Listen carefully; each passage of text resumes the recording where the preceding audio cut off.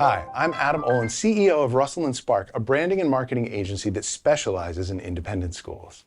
I'm also a former communications director for a 250-year-old Quaker school, so I know that as an enrollment or admissions professional, you are working hard to get ready for open house right now. That's why we created this short course, The Best Open House Ever. It's one tip a week for 5 weeks, and that's it. I hope you enjoy it. Let's get started. Now, last time we talked about how to make sure visitors are ready to absorb the information that you want to share.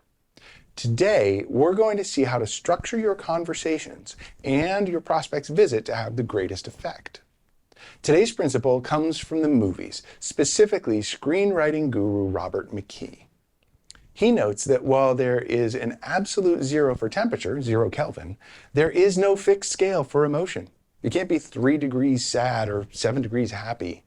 The reality is that we perceive our emotions by the difference from whatever came before. Now, professional screenwriters use this by setting up an important scene with its emotional opposite. It's a technique I like to call drawing the bow. If you want an arrow to fly up, you have to pull the string down. If you want it to fly right, you have to pull the string to the left. In other words, opposites give you power. This is why in every sports movie, something terrible happens right before the big game. The team gets disqualified, or the coach quits, or the star player gets hurt. That moment brings us low. So when the team overcomes the odds to win the championship, the thrill of victory is that much stronger.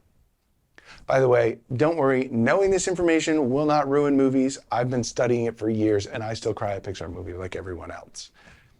Now, here's how to apply this to your open house. As a skilled admissions officer, you don't just launch into a monologue about the great things at your school.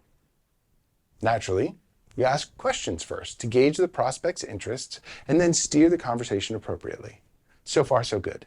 But this small change can have a huge effect on how they perceive the experience. Before you send someone off to see something you know they'll be interested in, I want you to ask them what they don't like about their current school. Why don't they like it? And how does that make them feel?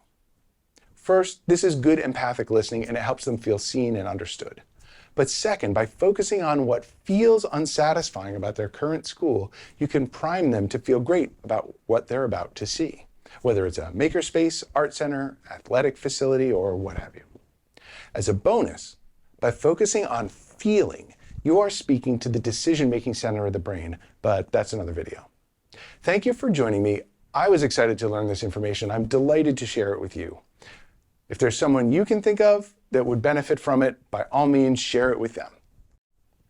If you enjoyed this video and would like to see more, of course, you should like and subscribe. Now go be awesome and have the best open house ever.